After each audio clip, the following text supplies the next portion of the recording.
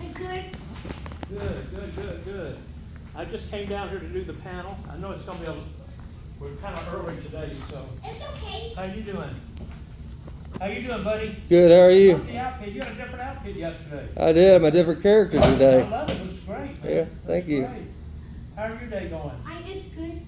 Pablo told you, are you going to go down? At first I was like, no, I'm nervous to God. He's like, if you don't go down there, you're going to regret it for the That's rest right. of You your gotta life. come down. That's Right. good. So I was like, okay, I'll go down. Good.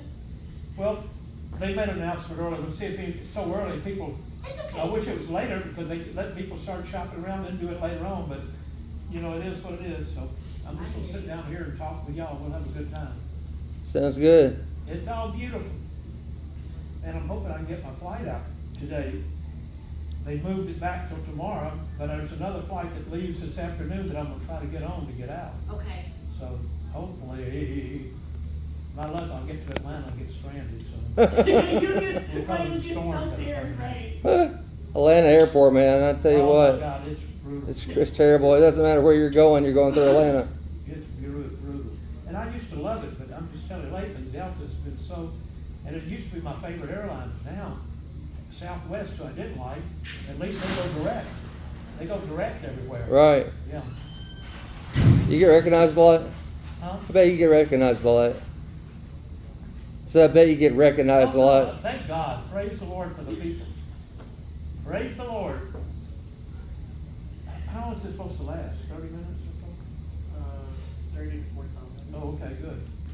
Sounds beautiful to me. It's really just how long do you want to go, sir? Is it 11 o'clock? It's That way. 11 to 12 is the reserve time.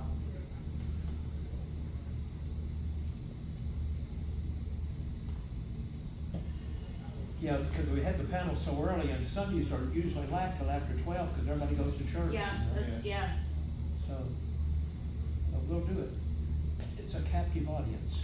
Here we are. Sir, I don't care. You can read the back of a bottle Yeah. of coffee cream. But you I know what? wouldn't But care. I've got to tell y'all a quick story in a minute when we start. Okay. But it was my predictions for the matches yesterday. Uh-oh. And I'll tell you my prediction, and I got it written on paper, back in the back, and the camera guy told me today, we did a little thing today. I guess we can go ahead and start, because it's time. I'm just gonna sit, I don't need the microphone, I'm just gonna sit down here and talk to you. Okay. Why don't y'all, come on in if y'all want to, come on down. This is our little audience here, one-on-one. Yesterday,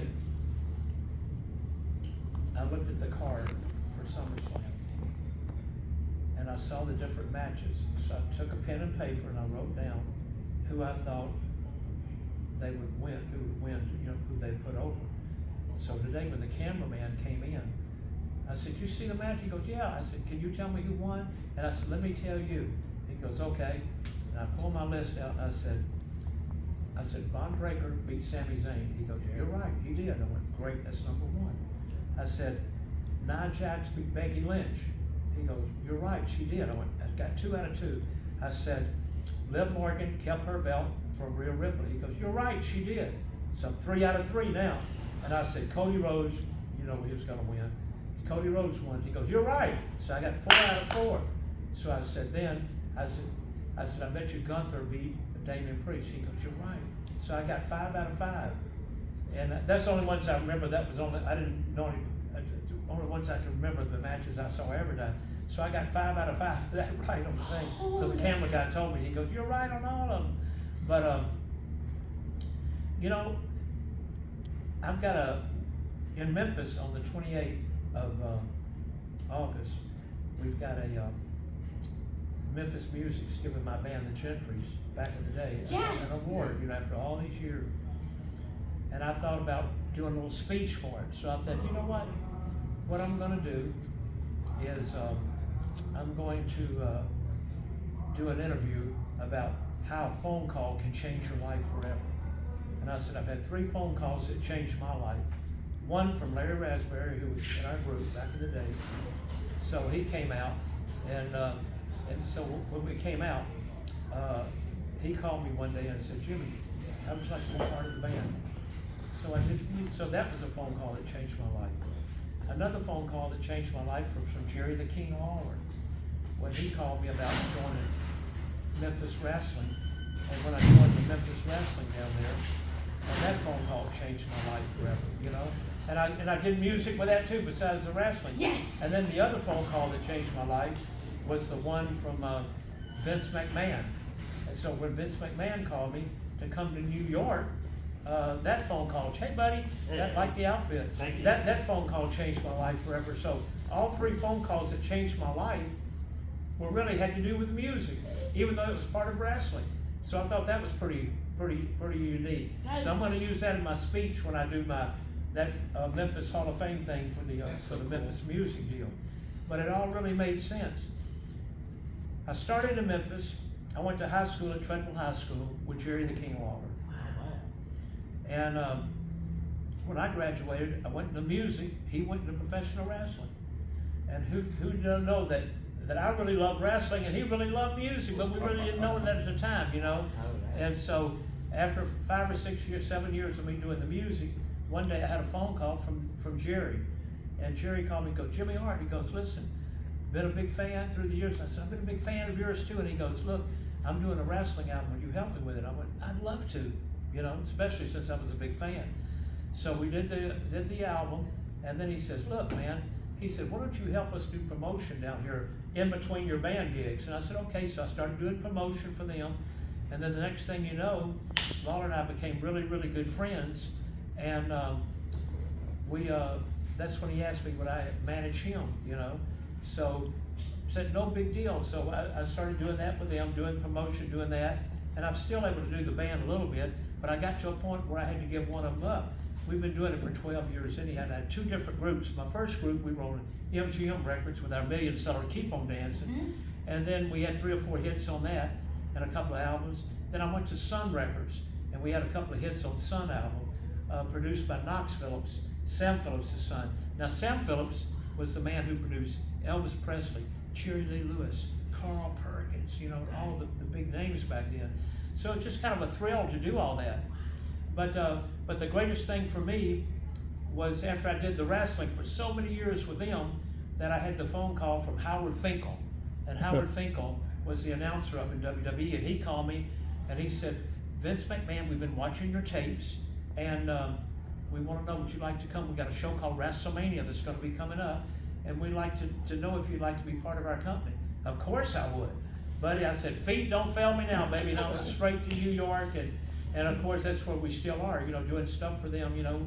When they call, I do publicity, radio, and TV, and they just had an action figure coming out that came out on Mattel. And then Panini cards, they got Panini, which is a great card company. We just signed 1,000 of those cards. So they always kind of keep me figured in, and I got a new Funko Pop coming out in January. So I'm really looking forward to that. But being with the WWE, their production is so phenomenal. You know, so phenomenal. Last night was like watching a movie almost. It is, it's great, but it's just so great, and it's so professional. Being with them has been so professional my whole life. Triple H is in charge now, doing a phenomenal job. They're selling out everywhere. And of course, before that it was Vince. Phenomenal job, and great crowds, and great history with that too. And so I've been blessed by being part of that company for so many years. I mean, I really have. And being part of Memphis Wrestling for so many years. And then I had a chance to go to WCW and work with Eric Bischoff, and that was great, you know, down through there too. I'm hawking out of there for 6 or 7 years. So, you know, the Lord's really blessed me with everything. You know, the music, being part of that. Never known I'd be part of a group that have a million-seller record and tour with the Beach Boys and Sonny and Cher and Steppenwolf and the Grassroots, and be on American Bandstand, Hullabaloo, Shindig, Where the Action Is. Those were all, a lot of y'all are a lot younger than me, so you probably don't remember some of those shows. But and we were in the movie Bikini World. We were part of that, and we started out on a show called Ted Mack's Original Amateur Hour. We were in high school. Now, Ted Mack's Original Amateur Hour was like American Idol now. But they had a nationwide show back then. And people came from all over the world, all over the U.S. really, and you participated, and then they voted on that. Well, we were out of Memphis, Tennessee, so we won a Battle of the Bands, so we got to appear on the show. So when Ted Mack introduced us, he said, And this is Memphis' answer to the Beatles, you know. The Fabulous Gentrys is what they call us, and we did a song called Do You Love Me, and during the middle of the song we all went, now that I can dance, dance, dance, dance, and we all jumped, hey! And people went crazy over it. And so we won the first show. So 2 months later we went back again. We won the second time on the show. Wow. The third time we went back and we had the most votes, but we got disqualified because we'd already signed a record deal with a guy called Chips Moman. Chips Moman had come to town and he put a record company together called American Studios. Now, his best friend was George Klein, who was Elvis Presley's best friend. And Elvis Presley and George Klein had a show called Talent Party that was in Memphis. And so we did a couple appearances on that. But so Chips, he said in his book, he said if it hadn't have been for the Gentry's records selling 1 million copies and him making enough money, he couldn't have kept his studio open. And he was able to cut the box tops with all their hits, The Letter and everything. He was able to cut Sandy Posey on her hit called Born a Woman. He was able to cut Elvis Presley on In the Ghetto, you know, and a lot of other songs besides that, but he gave us credit for that record being a hit that gave him the money to keep the lights on and the electricity on so he could cut these other groups. So it's funny how sometimes everything has a funny way of turning out. Sometimes when you think it ain't gonna be too good, it turns out to be pretty darn good. So like I said, I've been blessed doing the wrestling, which I love, and doing the music, which I love. But then when I signed up with Memphis Wrestling, the first thing we did, Lawler and I, we cut his album, but we were able to do some songs on Jimmy Hart, like We Hate School and Lance Russell's Nose. It was our announcer at the time. And so we had all those crazy songs out. So I like to be so funny, but have fun with it. And so then when I went to New York, I met a guy named Dave Wolf, who was Cyndi Lauper's manager at the time. And so he goes, Jimmy, I know you were part of a hit group, but we're gonna cut a couple of albums and gonna be on MTV and everything. And I went, great. So have you got anything? And I said, well, I got a song called Eat Your Heart Out, Rick Springfield. And so he said, well, we got a record deal. So I met a guy that was part of the McCoys, Rick Derringer. So Rick Derringer was gonna produce the album. So that was a thrill for me. So we went to one of the New York studios, and so we cut Eat Your Heart Out, Rick Springfield on that. Rick played guitar. Leslie West of a group called Mountain played bass and guitar. And a guy called Carmen Applepiece, who was in a group called Vanilla Fudge, which was a big group back then, he played drums on it. So I got all these great musicians playing on this album. I'm going, wow, this is unbelievable. So we did Eat Your Heart Out, Rick Springfield, which was on the album, and did real well for us. But that led to Vince coming to me and go, Jimmy, he goes, I want you to cut some songs for us. And I said, okay, I'm gonna try to do Vince's voice. So when he called me, he went, Jimmy, Vince McMahon. I went, yeah, Vince. He goes, I want you to cut a song on Shawn Michaels. And I went, okay, it sounds great. I'm gonna tell him no. So we went in and I said, Shawn, we got a song for you called Sexy Boy. And he goes, I can't sing. I said, yes, you can, because Vince wanted you to. So we went to the studio and we cut Sexy Boy with Shawn Michaels. Then that song has 10,200,000 hits on it. Can you believe that on Spotify?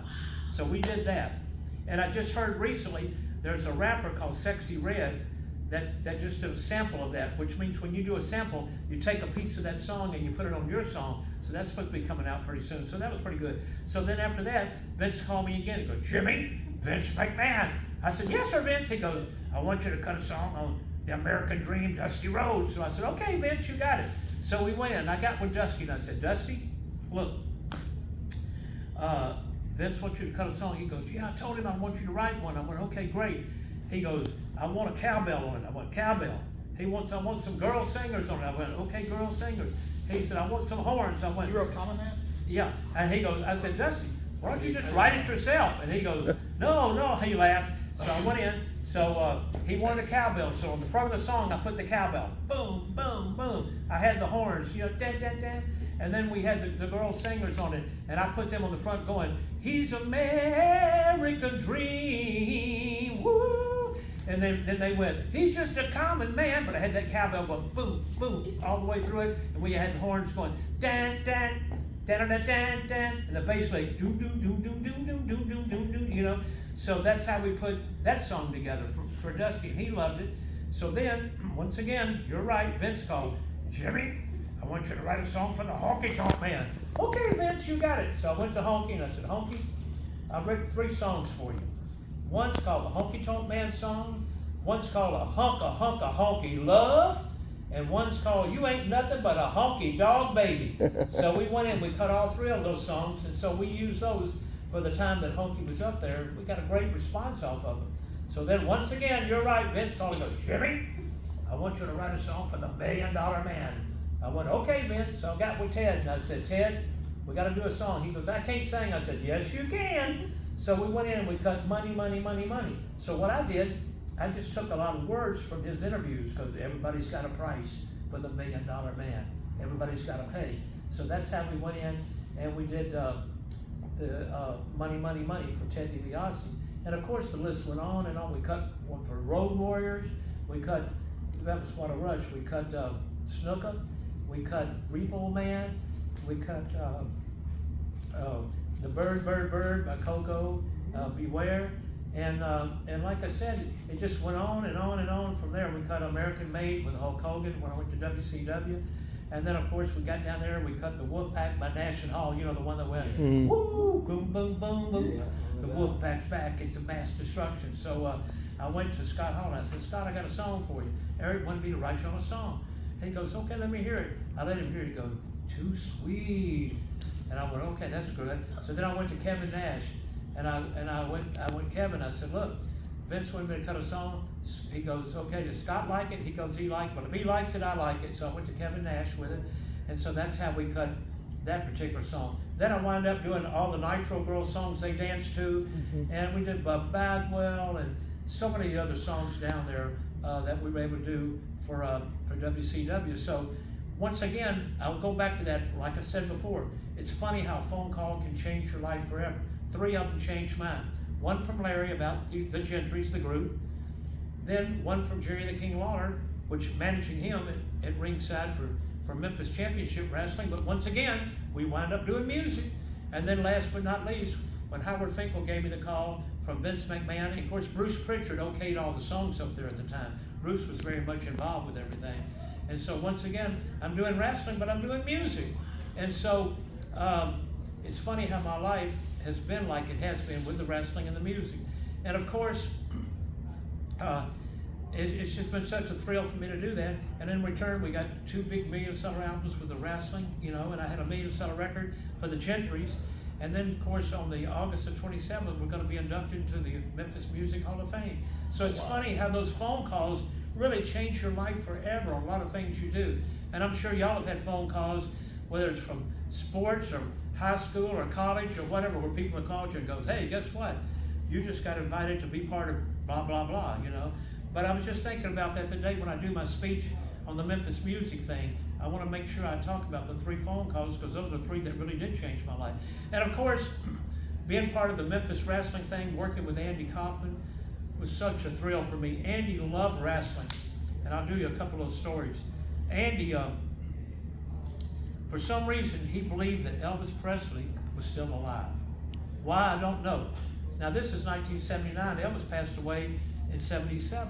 So every time I'd manage him at the Coliseum when the show was over, we'd have to go by Elvis's house out there, sit across the street, because he believed that Elvis Presley was going to come out in some kind of disguise from the gates, and all of a sudden we were going to go, there he is, he's there, take a picture, you know, whatever. And I'm going, Andy, that ain't going to happen.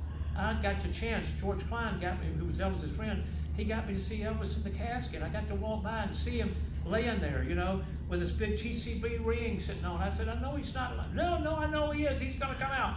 So we waited night after night for 30 or 40 minutes, and I had to go to Louisville the next day to wrestle. I go, Andy, we've waited long enough. Okay, he's not coming out tonight. But every Monday night we'd have to do that. But Andy was great.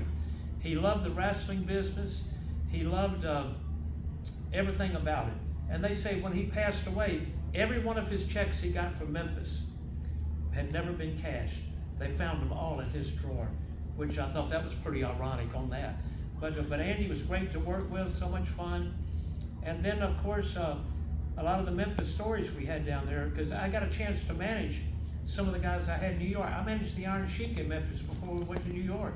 I had King Kong Bundy in Memphis before New York. I had Jim the Anvil Neidhart in Memphis before I went to New York. So many of the guys I had there before I went up there, a lot of guys up there I managed in Memphis. I had Rick Rude in Memphis. I had Paul Ellering in Memphis before the Road Warriors. So, like I said, once again, I've been so blessed by being around so many great superstars, whether I managed them or whether I didn't manage them, just being my friends for all the years. But Hulk Hogan came through Memphis first, so I got to meet him as Terry Boulder. And I remember one day, before I went to play at the Ramada Inn, I was playing the Ramada Inn, then 3 big shows a night.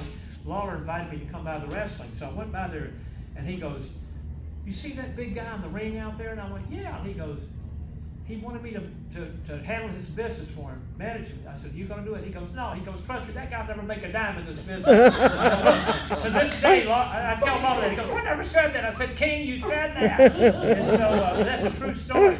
And so, and of course, look at Hulk, one of the biggest names ever, made most money ever.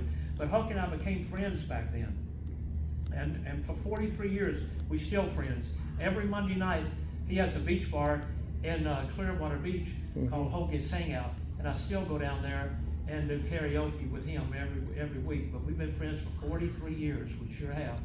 And so when I go to WCW, I was able to manage some of the guys down there, but I got to do music down there, and I got to work on the booking committee with Kevin Sullivan and Paul Orndorff and Janie Engel and Iron Anderson and Terry Taylor. We were all on the booking committee for a while down there too.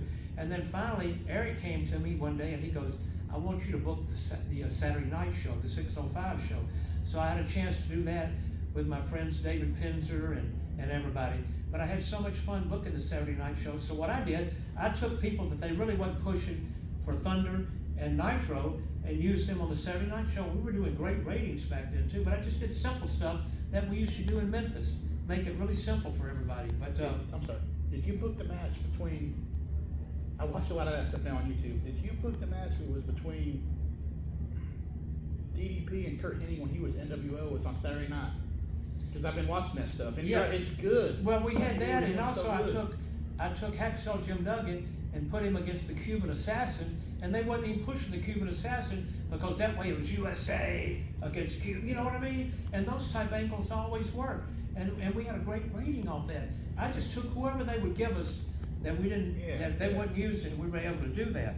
And so we had a good run down there doing that. And of course, my run in WWE. And like I said, I've always been grateful to be called in out of Memphis, Tennessee, to be part of the first WrestleMania. Because people to this day ask me, "What's the most important thing wrestling-wise that ever happened to you?" I love being part of Memphis because I'd have never been in New York if it wasn't for Memphis and what happened there, my roots. But WrestleMania 1 was so important because if WrestleMania 1 had not been successful, because Vince had all this money put into that to try to make it work, there wouldn't have been a WrestleMania this past year. There would be nothing out there now because that's what kept this thing alive was WrestleMania 1. And I'm such a thrill to be part of that. I had 2 matches on there, King Kong Bundy, and then I came back and changed jackets and had Greg the Hammer Valentine. So that was so important to me being part of that, and I'll never forget that. But just being up there and managing Hulk Hogan up there in the Hart Foundation with Bret Hart and Neidhart, I love the Hart Foundation, especially Bret. I love Bret, and being able to do King Kong Bundy and Adrian Adonis and Dino Bravo and the Rougeau brothers and the Nasty Boys and Earthquake and Typhoon and just Honky Tonk Man, him and Greg Valentine together, and then of course Bruce and Hulk together. So I've been so blessed and so to be part of this great business, music-wise and wrestling-wise. And y'all want to ask any questions while we're here? Everything, whatever y'all want to throw at me. What about you, Bubba? I have. No, go ahead. No, go ahead. I have 2 questions. The first question is, I think I'm asking so you understand me. Okay. The first question is, why did they go with Hulk Hogan versus Yokozuna at King of the Ring after that Tabasco at WrestleMania 9 instead of putting Hulk Hogan against Bret Hart? You know what? That's a very good question, and this is my opinion, what I think. I think at that time, they were pushing Yoko. And I think they felt like they wanted the belt, the title, can't say belt, you gotta say title, But the title, I think they wanted on Yoko at the particular time, because they were gonna put a rocket on him and just make him the next monster, you know, in the business. Right. And plus, it's just like, if you look at this TV this past week, Bailey had the championship title. Right. They switched it to Nia Jax. Nia Jax is a heel. They had Liv Morgan fight Rhea Ripley. Rhea Ripley. They kept the belt on Liv Morgan. What is she? A heel. Damian Priest, who people kind of halfway cheered for and liked him, but they put it on Gunther, who's a heel. So if you look, you always want to keep your belts where people are chasing. Same thing, Braun Breaker against Sami Zayn. People love Sami Zayn, but Braun Breaker's got a lot of momentum, so they put the championship title on Braun Breaker. So that's just some examples right there that just took place this week. So that way the baby faces can chase them for those titles, chase them. And I think that's what they wanted to do that, and didn't want to wait any longer, because with Brett, it might have been split with people loving Brett, people loving Hulk. Right. And sometimes that works and sometimes it don't work, because you want to have a clear picture of people love this person and they really don't care for this person. And I think that's the reason why they knew everybody would hate to see Hulk lose, not win the title or get beat or whatever, and that's what they went with. Right. All right. Well, just one more question. What's your opinion on AEW? AEW, I think they got tremendous talent. Tremendous talent. I think production-wise, it's good, unless they're trying to get that type look. But I think with different production, because you look at Vince's production, or WWE's production. Right. WWE's production is phenomenal. The graphics, the pyro, the shots of the audience. I mean, everything about it just makes it look bigger than life. You know, think about this. Cody Rhodes is great. I love Cody. Cody Rhodes was with AEW. Right. He has the same hairstyle. Would you agree that he has in WWE? Right. He wears the same three-piece suits that he wore in AEW, right? Right.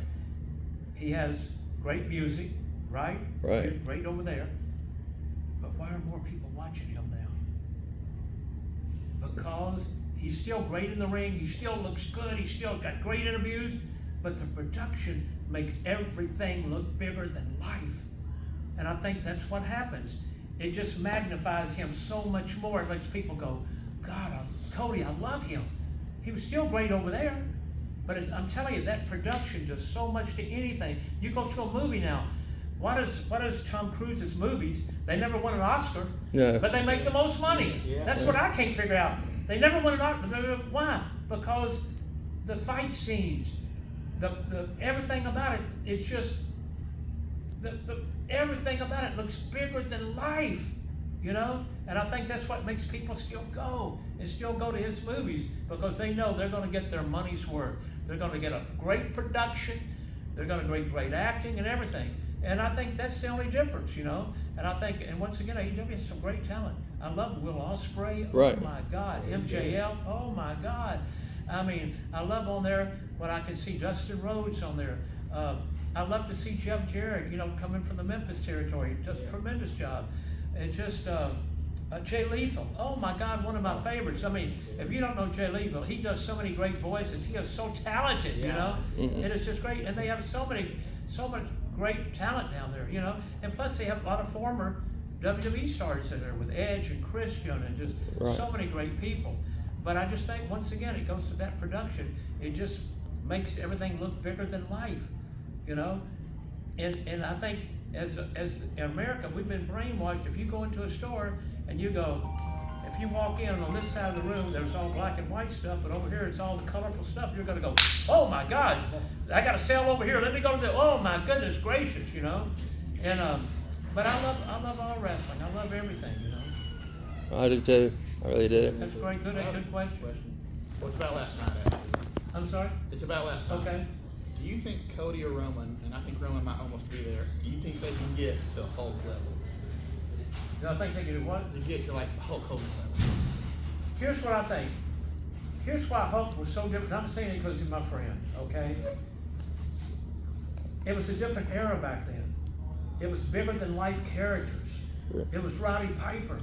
King Kong Bundy, Yeah. Hulk Hogan, John Studd, I mean, Andre the Giant. It was just bigger than life. But, once again, we didn't have all the technology you have now. No cell phones that people could tweet and go, this is happening, this is happening. No social media.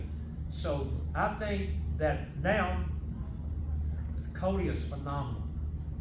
Roman Reigns, phenomenal, you know, and people love both of them. I mean, and I'm sure one day the two sides will meet, and you'll have a split up. You're going to have the Cody fans, and you're going to have the Roman Reigns fans, you know. But Roman has carried that company on his back for so long, and now Cody's carrying it on his back, along with other people too. But they've got, if you notice though, back then the territories were built around one or two guys. Yeah.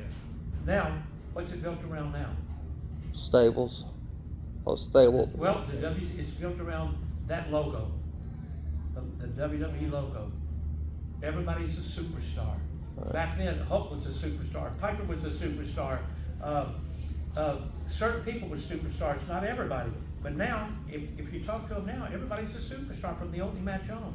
So it's kind of built around everybody now, which is a good thing because people love Cody, people love Raymond. Raymond. I'm thinking Raymond Joe.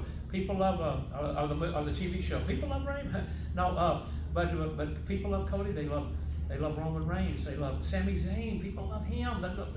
One of my favorites too is Kevin Owens. You know, so they're building everybody as a superstar.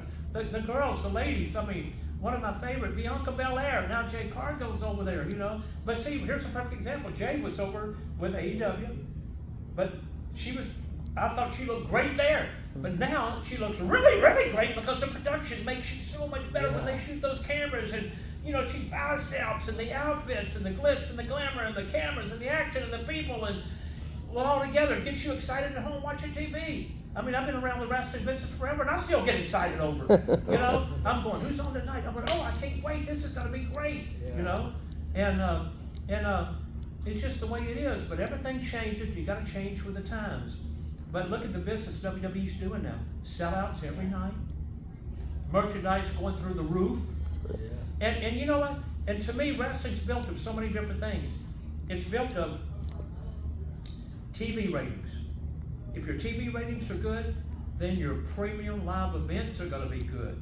And if they're good, that means you're going to sell a ton of merchandise. So what keeps the company going? Ratings, your merchandise, your premium live events. So all three of those work together to keep everything happening.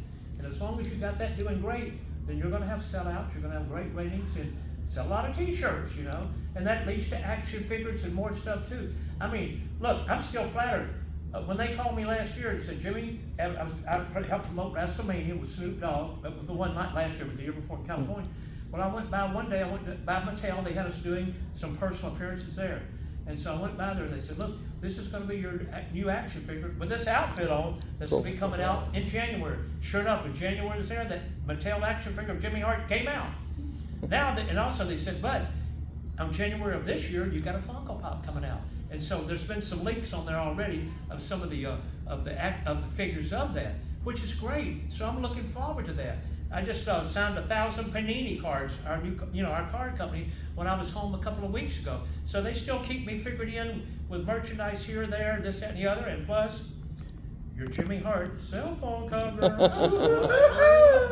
And so I'm happy to be part of anything they do for me. If they call me tomorrow and said, look, Jimmy, we need somebody to help park the cars on our next premium live event, I say, do I get to wear a bald hat or what? You know, whatever. Jimmy, we need our popcorn pop for the, can I eat some of it too? Of course you can. Whatever they want. You know, Triple H has done a tremendous job. Vince McMahon, tremendous job. Bruce Pritchard, oh my God. The camera, everything. And I'm not just saying that to be saying it. I mean, you can see yourself. If I'm sitting up here telling you something that ain't true, you ought to go, man, what's Jimmy Hart looking at? He needs to really change those glasses. But everything I'm telling you is nothing but the truth, you know? And like I said, but all the wrestling companies, all the kids, everybody works hard. They're all tremendous. And I want everybody to do good. Because if everybody does good, it keeps the business strong. And I love that about it. I don't do a lot of podcasts because they turn everything around. Let me tell you what happened to me. And Bill Apter did this, and WWE set it up for him, and Ben Brown set it up. I did a podcast, and here's the podcast. Here's the question. Jimmy, do you see anybody right now currently with WWE that you'd like to manage?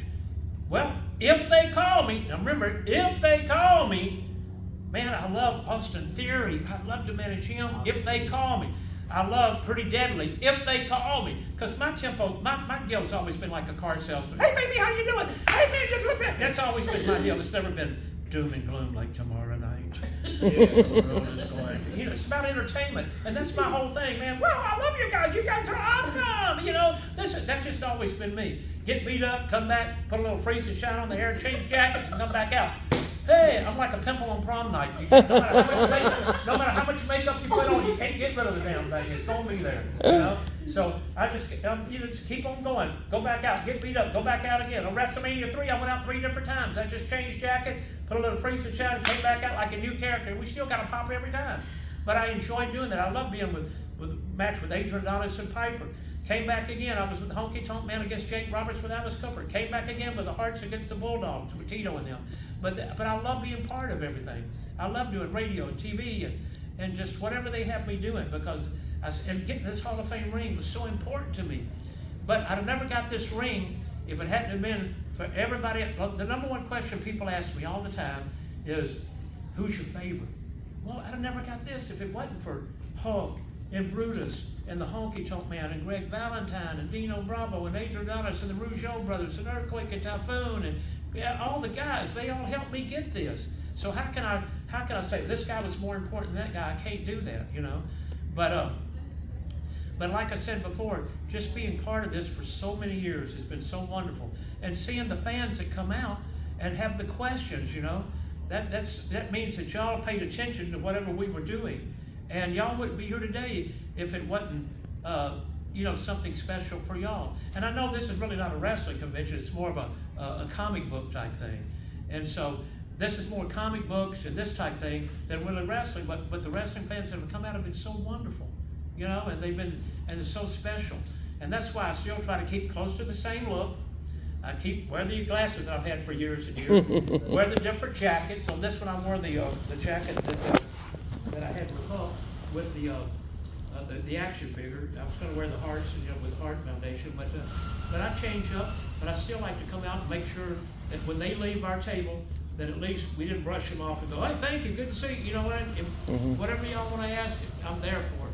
And that's been so important to me. But any other questions? Anybody got anything else? Yes, what do you think about Roman Reigns' title reign when he had it?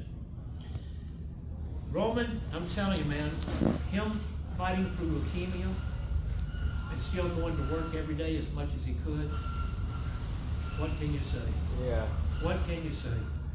You know what I mean?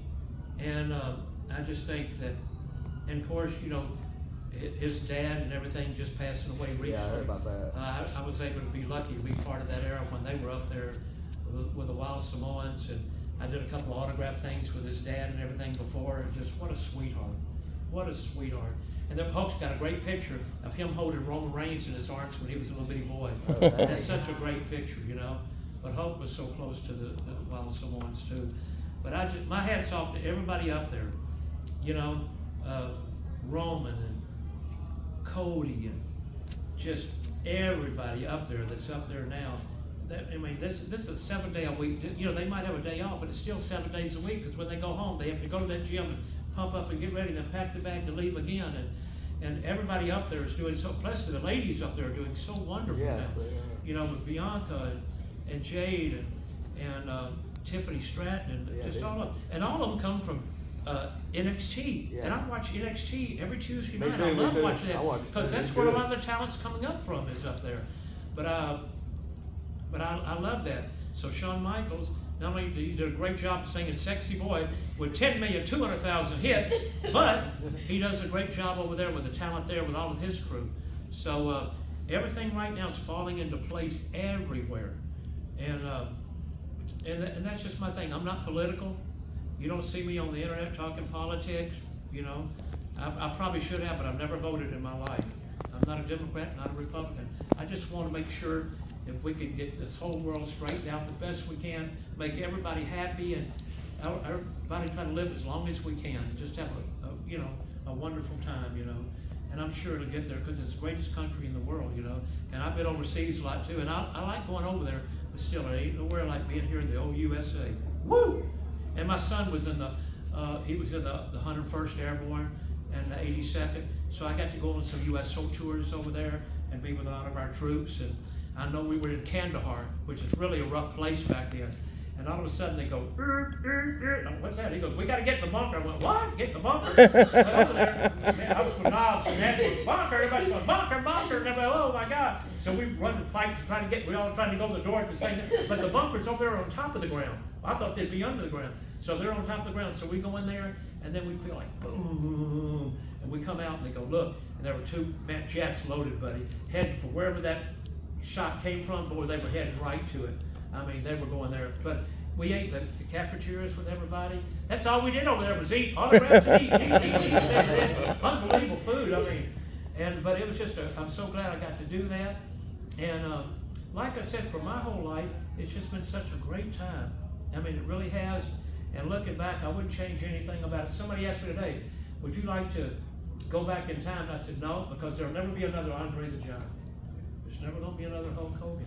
There's never going to be another Vince McMahon or Roddy Piper or the people that we got to go in every night into a dressing room. Our office is like a dressing room, and there'd be Andre playing cards with Arnold Skolin. There'd be the Honky Tonk Man over tuning the guitar. Jake Roberts for Damien. The British Bulldogs feeding Matilda. Nikolai Volkov and the Iron Sheik. Nikolai is singing the Russian national anthem. And it's just Bobby Heenan telling jokes. Mr. Fuji playing tricks on everybody. But it was just so great time back then, and it can never be replaced, But the talent they've got now is phenomenal. Like I said, I see nothing bad about the future for the WWE or anybody else. It's just wrestling is on fire right now. Every Monday night the ratings are great, and Tuesday night, Thursday night, and the crowds have been so wonderful. And you see merchandise on a lot of people. And dressing like your favorite characters. Yeah. I love this. This is awesome. I told you yesterday this was great. And I love to see, when I see people come and get an autograph, they've got a Cody Rhodes t-shirt or a Hulk Hogan t-shirt or Jimmy Hart or whoever they might have.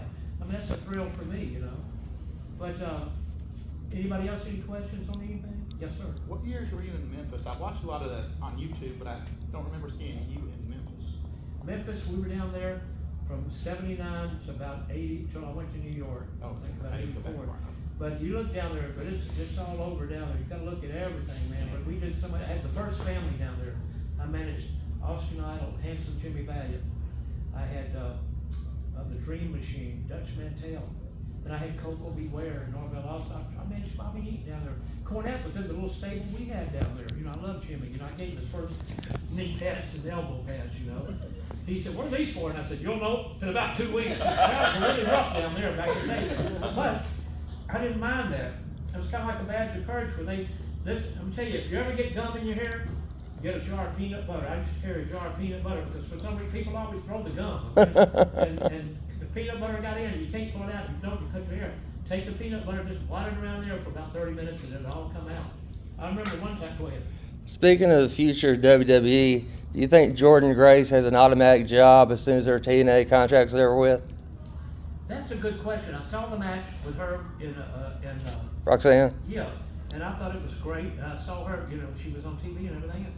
I think at this time with Triple H running everything, anything can happen anytime, any place, anywhere. But you got to be careful too, because if you pull so many people out from TNA, then they'll collapse. Right. So you got to be so careful who you use. And right now, there's so many people, so many girls and ladies that are doing so great in WWE. Right now, she's great, but you might only want to use her when you might need to use her, and let these other companies, have what they have happening there. Because if everybody leaves, pretty soon they won't have anybody watching them, Right. But that's it. Any other questions on anything? Yeah. I was wondering if I could ask you a favor. Yeah.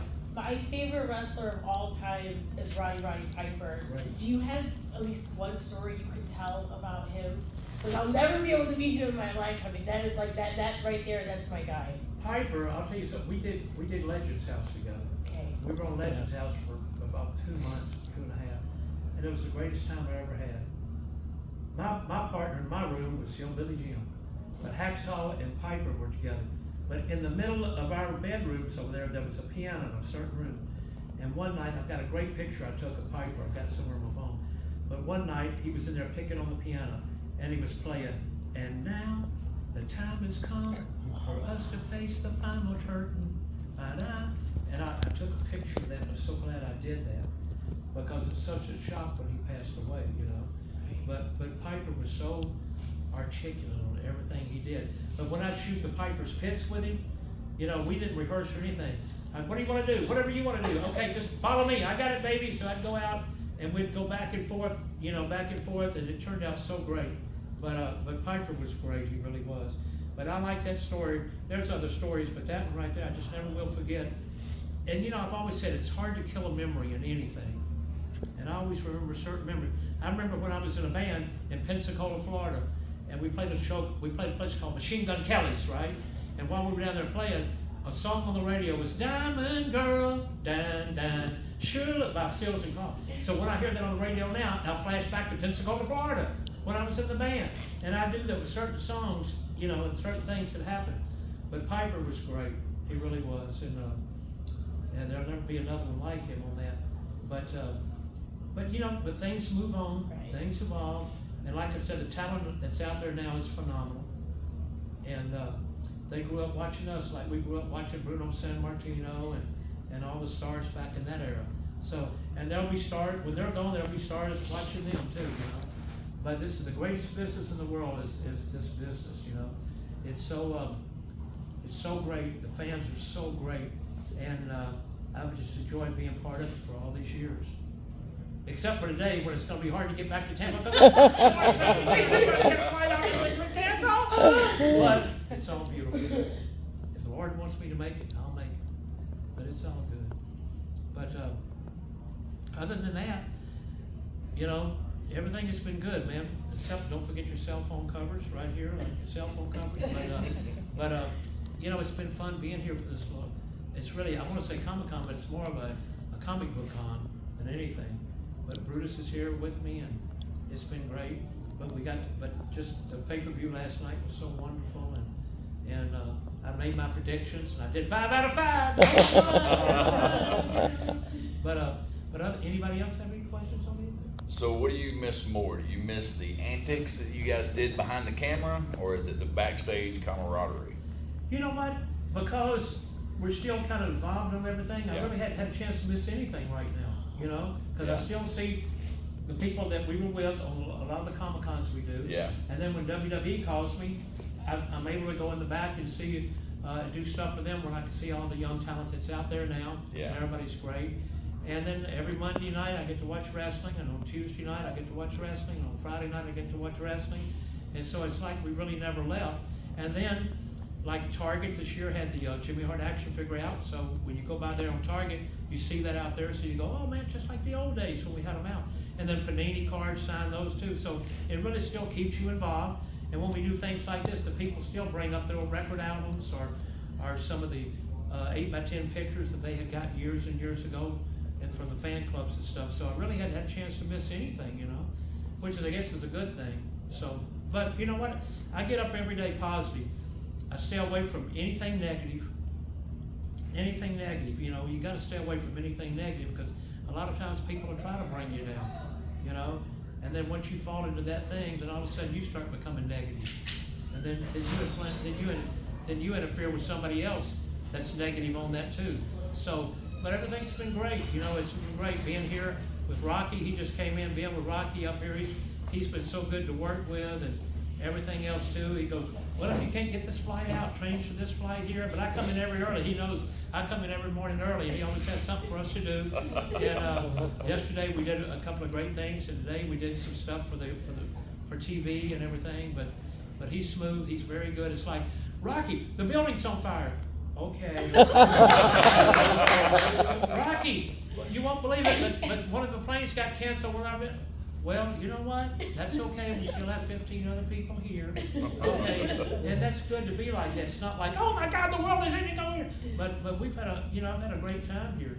And the hotel was great where they put us. It was walking across the street from the barbecue place, so that was good. So, and I like that. I don't eat meat on the thing, but I love the beans and stuff, old Southern boy. But everything's been wonderful, and his whole family's been great. And then I heard the story today of how they put this together, which makes the meeting that much more important. But like, he didn't have to tell me to be down here at 11 o'clock. I came down at 5 till. And so I look at everything, whatever I gotta do, I know if I gotta be there, I'm gonna go down and do that.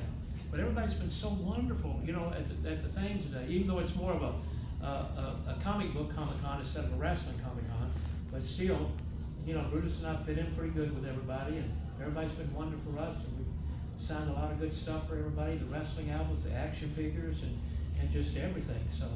And I let the characters, let our cosplay people come in looking great. Yes, sir. Have you ever written a book? You know what, I did a book about 15 years ago, and I wanna do another one because as life goes on, more and more things happen with you. But it wasn't a book knocking anybody. People always ask me now. Like a positive book? Yeah, it was positive. Yeah. But people ask me, and I had a lot of pictures in it of me with celebrities, with Dick Clark and Rob Zombie and different rock and rollers too. But people say, Jimmy, why don't you do Dark Side of the Ring? Well, I did a couple originally before it really got to be Dark Side, a long time ago. But the reason I turned Brutus down and doing other stuff, because the way they make it look now, you can go in and do an interview like we're talking now. By the time they chop it up, it's like you said this and said that, where you're going, what? So I said, look, we got this Hall of Fame ring with thousands of people watching us. And they put us over like $1 million. But why would I want to be on Dark Side of the Ring where the people that we managed or whatever, we're not even them? And it comes up there. I said, when y'all do Happy Side of the Ring, call me. Happy Side of the Ring, I'll be there to do it. They did an episode about Earthquake that was happy. That was the only happy side. Yeah, but I was afraid to do it because I don't they wanted me blame to do it. But I you. called the company and I said, and I'm sure they had footage in there of us at ringside anyhow. But I just said, I'm scared to do it because I don't want to say anything negative about it because he was such a great guy. And they said, we're going to do it positive. But I called our company and they said, no, don't do it. I said, don't worry, I'm not. So they understood. And I loved Earthquake. Me and Tugboat were together the whole time. But I just didn't want to have anything come out that might have been negative because, trust me, even if you did nothing negative, they could make something look negative, And I just didn't want to be part of something that good with him. But it was great to travel with him. It was so great. One of the last matches we did together was going to be against Andre the Giant. Andre, they had done a thing with Andre where he was looking for a no manager. He had fired Bobby. So everybody had their chance to manage him. Well, my whole thing was managing Andre. But Andre, his knees were bad. So he had to walk from the back up there. And I said, well, look, why don't you let me go run and meet him and let him put his hand on my shoulder where I could be his crutch when we walk out to the ring and get in where I'm trying to talk to him. Now, we wasn't mic'd, so it just showed me kind of going, you know what I mean? But we got him all the way up the ring. We got him in the ring. And I said, Andre, his mic was here. I said, you turned down Slick. You fired Bobby. You didn't want Mr. Fuji. You didn't want, Bada-da. You didn't Bada-da. But I said, you know what? I'm the man. And I'll tell you why. I said, I've got Earthquake and Typhoon, and I had the Honky Tonk Man, the Continental Champion, the Rougeau brother, Bob built it up. And he goes, no. And I let him pick me up. When he did, I dropped the megaphone, and that way Earthquake took out his knee. And then we put him in because he was going to have an operation and then come back and fight us at a great angle. That was going to be the last one he did. But when he came back, he wasn't well. So it was us against the Bushwhackers with Andre in their corner. So that was one of the final things that we were going to do with Andre.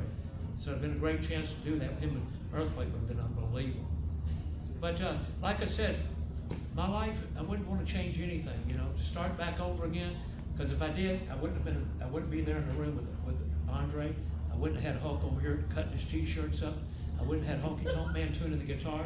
I wouldn't have Jake Roberts over there with Damien. I wouldn't have the British Bulldogs feeding Matilda.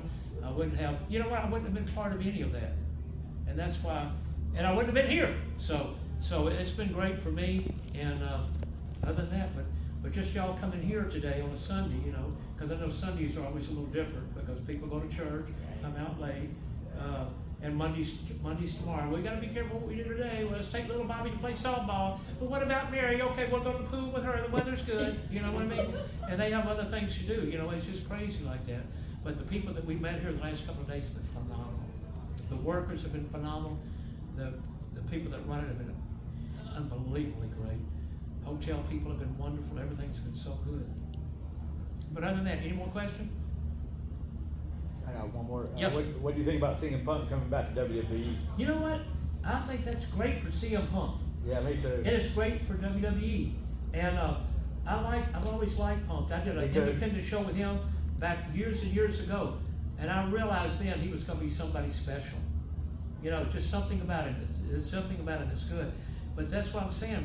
Punk coming back is probably the best thing he's ever done. Yeah, exactly. And by them having him back, it's been great. So it's been a marriage of convenience. Both of them needed each other. And it's great that he's back with them. They're so talent heavy right now, it's unbelievable. Yeah, it's crazy. Oh, how'd that match turn out? I forgot to mention that. Oh, that it was good. I'm laughing, right? He lost, but the way Triple H, it was a good match. What It was happened? a good match. What happened? I can't say it 'cause I'm still Was laughing. Seth involved on it? Yes. Probably. Yeah. I forgot about that match. Yeah. I can't believe Jimmy Hart asked me to describe a match and I'm laughing too much. The match was so good. But it was a good match. He lost. And Was he it a got 1, his 2, bracelet 3 back. or screw job or what? Do you think it was? Kinda halfway? Maybe. Halfway. Yeah, sort of. He did mouth off to the rest. To Seth. Well, I forgot to mention that match yesterday, but I He got that his was bracelet back, but then Drew ended up getting the bracelet back from him. So Drew I'm still had sorry? the doggy bracelet that Right. Drew had taken. He got it back, and then Drew took it back. So it was a good match. Oh, good. It was kind of half screwy. Yeah. Right. The story will continue. Yeah. But, well, look, thank y'all for coming in today. We started at right before 1 minute to 11, and we've almost gone here to make sure, but they said we do it till 12. Oh, we got 7 minutes. Oh, you're good. Oh, the boss is here, he said we did. Hey, listen, thank y'all. This is great. It's more than what I thought, because we weren't able to announce a lot of stuff today, and doors open at 10, we started at 11, so it's kinda hard on days like that. But thank y'all for coming to the Comic-Con. Thank y'all for coming by the tables to see us. And there's so many great artists out here, and I call the people these tables artists the way they draw stuff and do stuff. But thank y'all very much, okay? Jimmy, thanks for entertaining us. bud. Well, we love Thanks, y'all. Thank you, Jimmy. Man. Yeah, let's give Jimmy a round of applause.